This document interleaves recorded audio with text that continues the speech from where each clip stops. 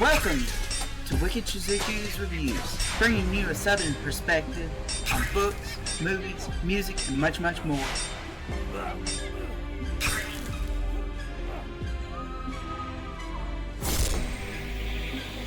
Stick around for a while, you just might hear something wicked.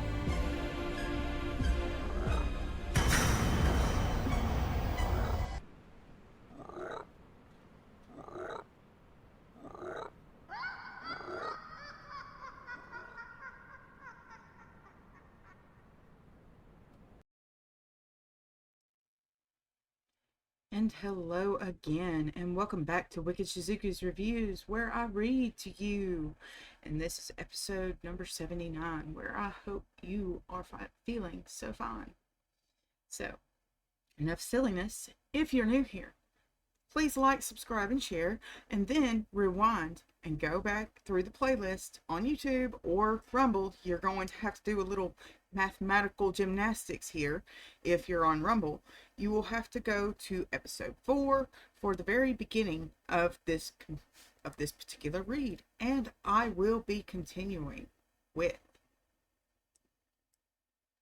Sophocles' Oedipus cycle.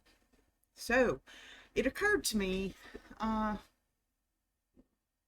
couple of days ago that I have read these plays before, but here's what the difference was, is that what we know now as Iacosta, or Iacost, in this version or translation, was actually Jocasta in another translation that I've read before. It was a compilation of all 7 of his plays. So these are a little bit different because of that translation. So I'm going to continue with scene 3 of Oedipus Rex, and we start off. Enter Iacosta. Iacosta, Prince of Thebes, it has occurred to me to visit the altars of the gods, bearing these branches as a supplicant. In this instance, our king is not himself. His noble soul is overwrought with fantasies of dread, else he would consider the new prophecies in the light of the old. He will listen to any voice that speaks disaster, and my advice goes for nothing. She approaches the altar to the right. To you, then, Apollo, Lycian Lord, since you are nearest, I turn in prayer, receive these offerings, and grant us deliverance from defilement. Our hearts are heavy with fear when we see our leader distracted, as helpless sailors are terrified by the confusion of their helmsman. Enter messenger. Messenger. Friends, no doubt you can direct me. Where shall I find the house of Oedipus? Or better still, where is the king himself? Choragos. It is this very place, stranger. He is inside. This is his wife and mother of his children. Messenger. I wish her happiness in a happy house, blessed in all the fulfillment of her marriage. Iacosta. I wish as much for you. Your courtesy deserves like a good future. But now tell me, why have you come? What have you to say to us? Messenger. Good news, my lady, for your house and your husband. Iacosta. What news? Who sent you here? Messenger. I am from Corinth. The news I bring ought to mean joy for you, though it may be you will find some grief in it. Iacosta. What is it? How can it touch us in both ways? Messenger. The word is that the people of the Isthmus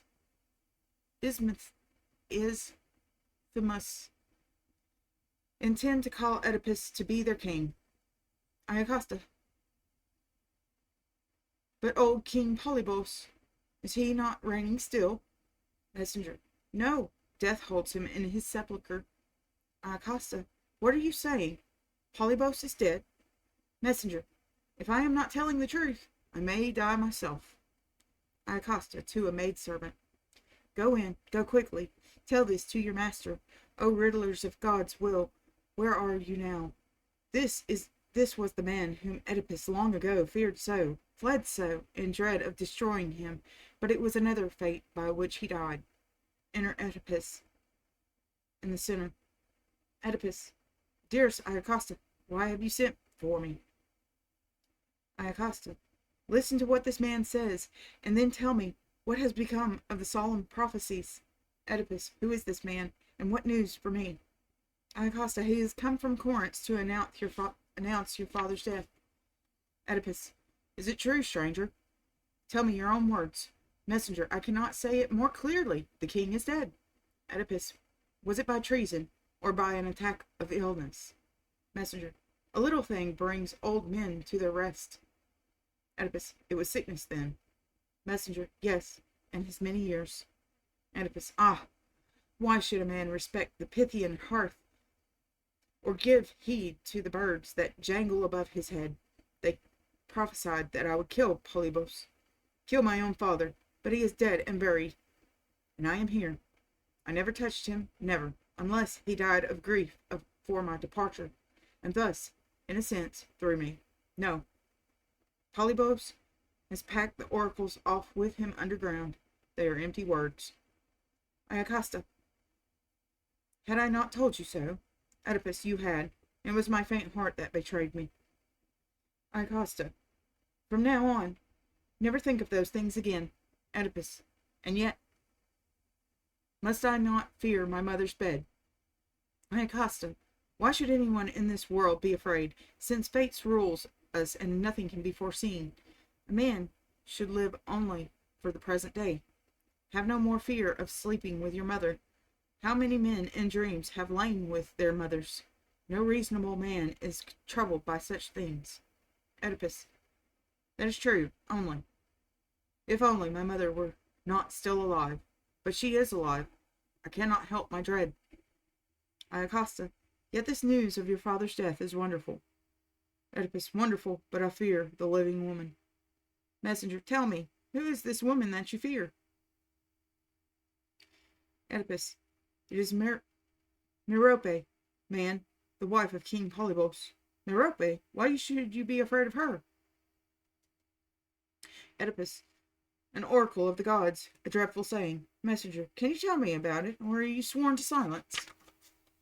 Oedipus, I can tell you, and I will. Apollo said through his prophet that I was the man who would marry his own mother, shed his father's blood with his own hands, and so, for all these years, I have kept clear of Corinth, and no harm has come, though it would have been sweet to see my parents again.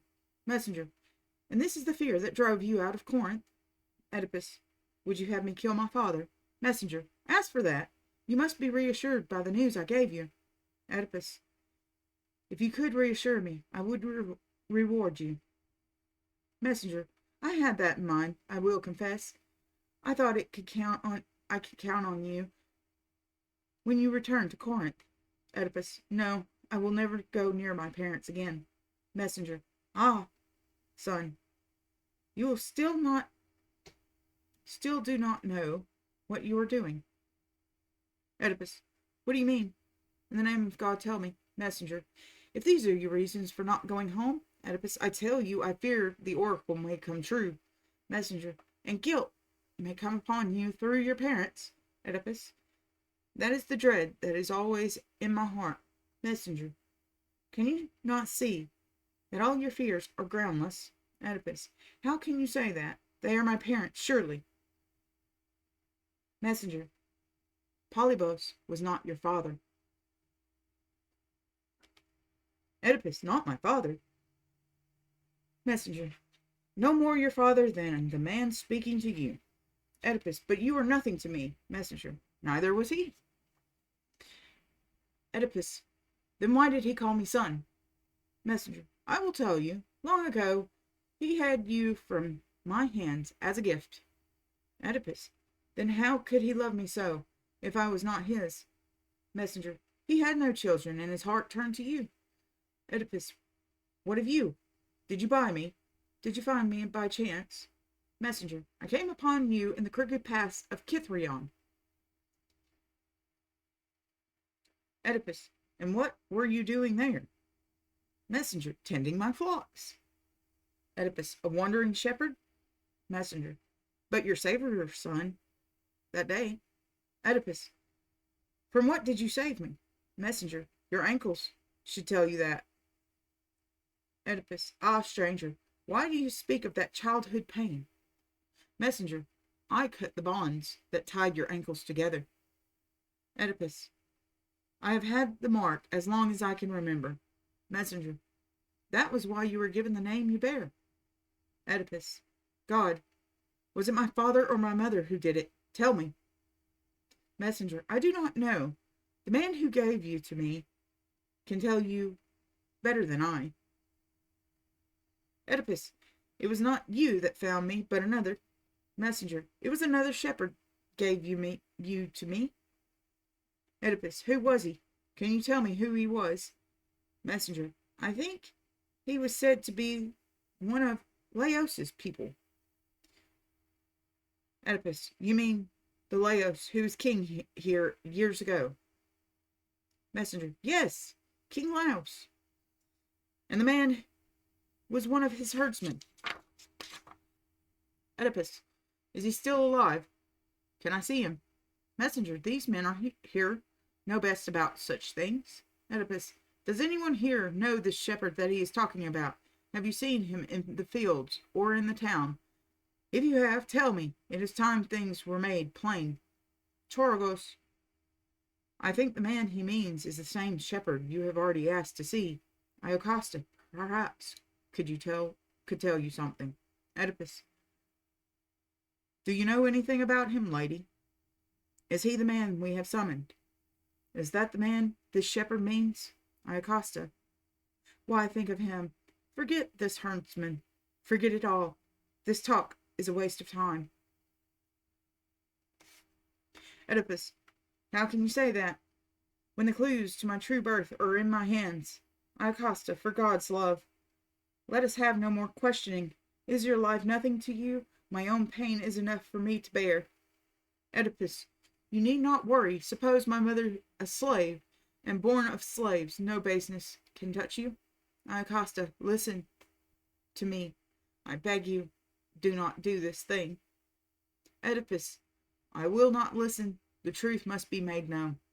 Iocosta, everything that I say is for your own good. Oedipus, my own good. Snaps my patience then. I want none of it. Iocosta, you are fatally wrong. May you never learn who you are.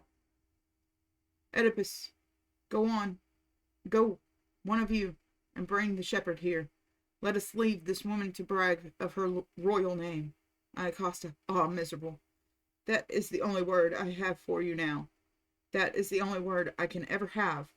Exit into the palace. Chorogos, why has she left us, Oedipus? Why has she gone in such a passion of sorrow? I fear this silence. Something dreadful may come of it.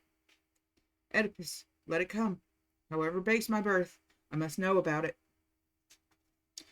The queen, like a woman, is perhaps ashamed to think of my low origin. But I am a child of luck.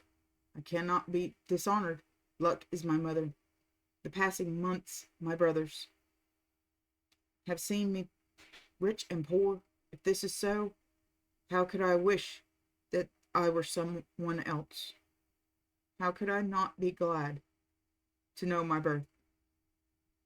And that was the end of scene 3 of Oedipus Rex. And we shall return again to this some other time. So, if you found this educational, if you found this enlightening, if you found it entertaining, would you please give me a like, subscribe, and share to help this channel out? And I will join you again at another time. Have a good evening, everyone.